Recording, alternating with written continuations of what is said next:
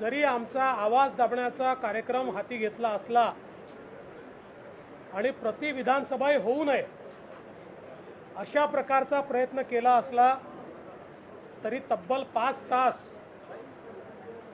कालिदासजी कोळंबकर यांच्या अध्यक्षतेखाली आमची विधानसभा या ठिकाणी झाली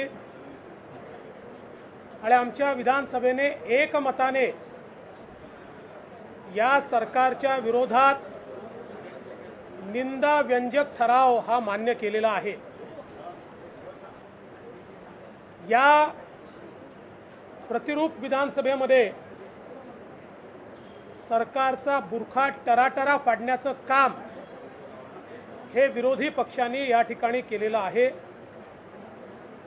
आणि मी जाहीरपणे माध्यमांचे देखील आभार मानतो की माध्यमांनी हे दाखवून दिलं की सत्तारूढ पक्षांनी लोकशाहीचा आवाज दाबण्याचा प्रयत्न केला तरीही माध्यमं लोकशाहीला मरू देणार नाहीत, लोकशाहीचा आवाज दबू देणार नाहीत आणि म्हणून मी माध्यमांच्या प्रती मनपूर्वक कृतज्ञता व्यक्त करतो आणि आमची लढाई इथे संपलेली नाही, ती आता सुरू झालेली आहे।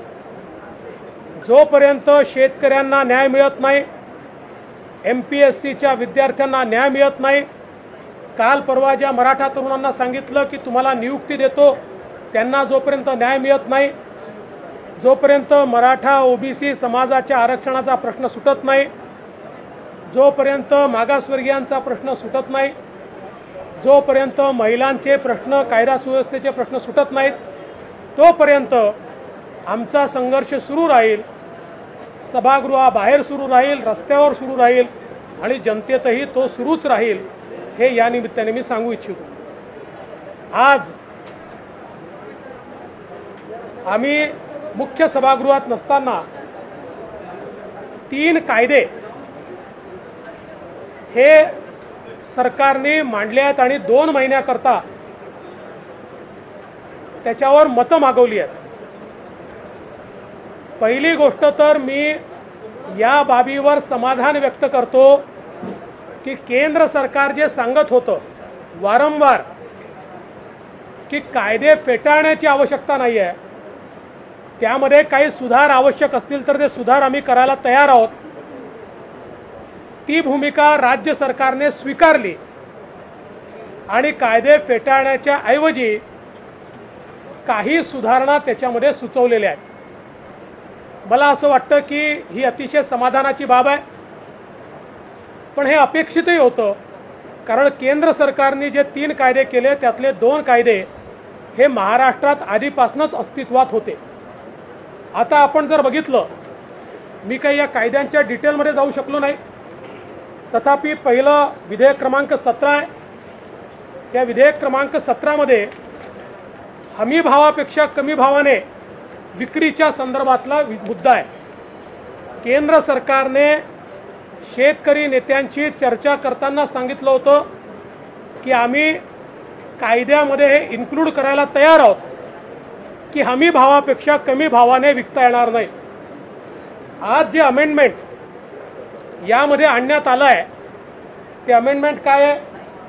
किमान आधारभूत किमती इतकीच किंवा त्यापेक्षा अधिक किंमत शेतकऱ्याला प्रदान केल्याखेरीज कृषी करार वैध करणार नाही। पण दुसरं काय आहे त्याच्यामध्ये?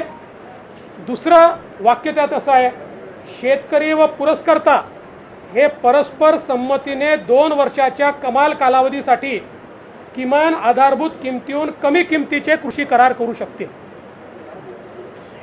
म्हणजे 2-2 वर्षाचे करार कितीही वेळा हे शेतकऱ्यांसोबत करता येण्याची तरतूद आहे की ज्याच्यामध्ये कमी भावापेक्षा हमी भावापेक्षा कमी भावाने खरेदी करता येईल। त्यामुळे मला असं वाटतं की आता या संदर्भात विस्तृत चर्चा व्हावी लागेल। दुसरं, ज्या पिकांकरता हमी भाव नाही, आधारभूत किंमत जाहीर केलेली नसेल त्या पिकांकरता शेतकरी व पुरस्कर्ता परस्पर संमतीने संमत किमतीने कृषी करार करू शकतील। याचा अर्थ काय आहे? याचा अर्थ एवढाच आहे मला असं वाटतं की जे केंद्र सरकार सांगत होतं तेच राज्य सरकारने मान्य केलेलं आहे आणि त्यासोबत एक पळवाटही सोडली आहे, एक पळवाटही सोडलेली आहे. मग आपण दुसरा कायदा जर बघितला तर दुसऱ्या कायद्यामध्ये काय केलेलं आहे, याच्यामध्ये केंद्र सरकारच्या कायद्यामध्ये असं म्हटलेलं आहे की कृषी उत्पन्न बाजार समितीच्या बाहेर ज्या व्यापाराला विक्री करायची असेल त्याचं पॅन कार्ड असणं आवश्यक आहे. या कायद्याने असं म्हटलं आहे की बाहेरच्या विक्री करता म्हणजे खरेदी करायची असेल तर बाहेरच्या खरेदी करता तो नोंदीत असला पाहिजे. आजही आपल्याकडे नोंदीतच आहेत, सगळे व्यापारी नोंदीत आहेत, पण त्यात गमतीचा भाग किंवा महत्त्वाचा भाग असा आहे की याच्यामध्ये काय म्हटलं आपण सगळ्यांनी बघितलं पाहिजे. उक्त अधिनियमाच्या म्हणजे आपल्या महाराष्ट्र कृषी जो बाजार समिती अधिनियम आहे कलम 5 अन्वये स्थापन केलेल्या बाजाराबाहेरील कोणत्याही व्यक्तीस उक्त अधिनियमाच्या कलम 5 घ मध्ये केलेली तरतूद वगळता महाराष्ट्र कृषी उत्पन्न बाजार समिती अधिनियमाच्या अनुसूचित बाबी 7 फळे 8 भाजीपाला यांच्या सर्व नोंदीमध्ये आणि बाब 10 व्यंजने मसाले इतर पदार्थ नोंदी 2, 3, 4, 5 मध्ये विनिर्दिष्ट केलेल्या कृषी उत्पन्नाचे पणन करण्यासाठी कोणत्याही लायसन्सची वा परवानगीची आवश्यकता असणार नाही. आता हेच तर आम्ही केलं होतं, काय वेगळं केलं होतं.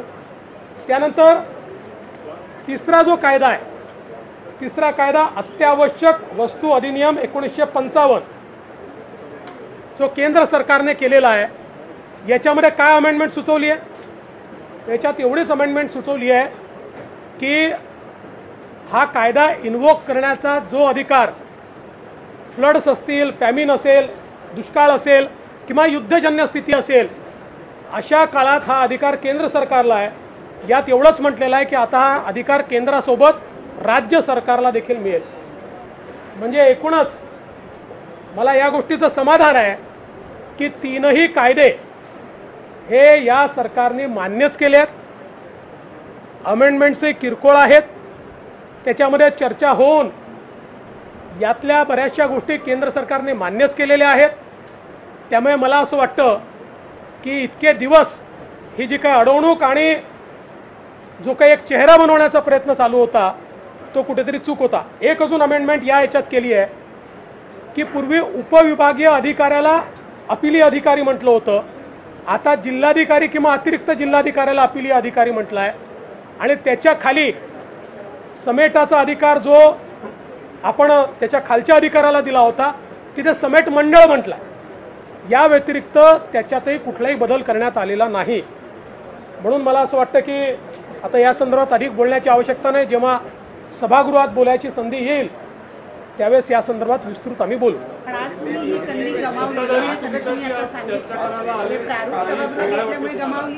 हे प्रारूप आज त्यांनी मांडून चर्चा घेतलेली नाही, हे 2 महिन्याकरता प्रस्तुत केलं आहे, त्याच्यावर वेगवेगळ्या सूचना मागवण्याकरता. त्यामुळे आमची संधी कायम आहे आणि आम्ही आधीच घोषित केलं होतं आम्हाला तशी सभागृहात ते संधी देत नाही, त्यामुळे हे सभागृह बरं आहे.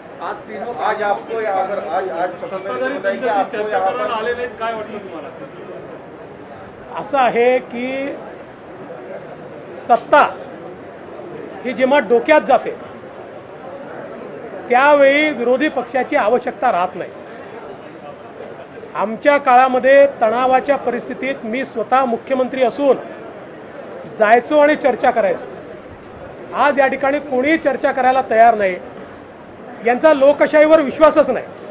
त्यांना बरं आहे विरोधी पक्ष नाही आहे तर आपली मनमानी करता येते अशा मानसिकतेत आहेत, पण असे लोक टिकत नाहीत.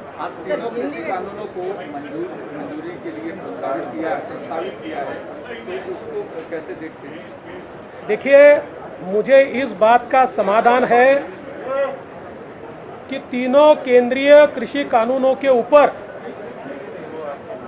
जो लगातार मांग चल रही थी कि इनको नकारा जाए, महाराष्ट्र की सरकार ने उनको नकारने से साफ इनकार कर दिया है, नकारने की मांग को भी नकार दिया है.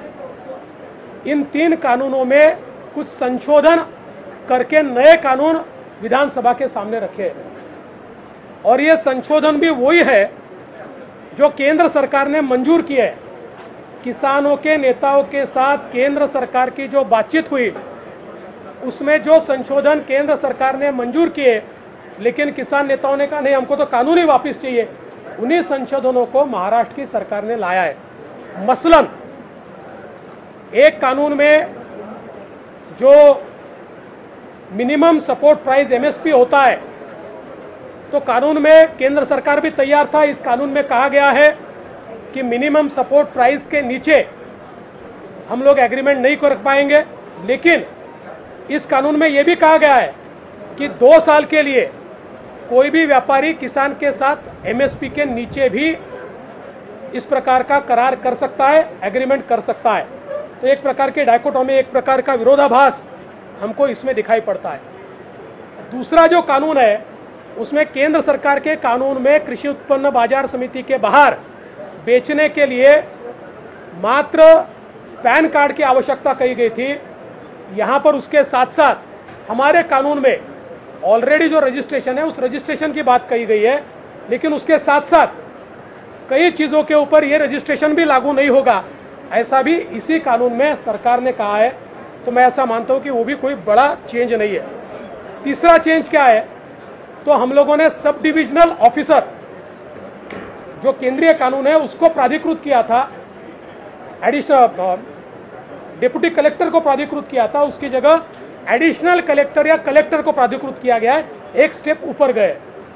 और तीसरा जो कानून है जो उसमें केवल इतना ही चेंज किया गया है, एसेंशियल कमोडिटी एक्ट में केंद्र सरकार ने फैमिन के समय, फ्लड्स के समय या फिर युद्ध के समय, अकाल के समय इसको इन्वोक करने का जो अधिकार अपने पास रखा था, राज्य सरकार कहती है कि केंद्र के साथ साथ हमारे पास भी अधिकार होना चाहिए।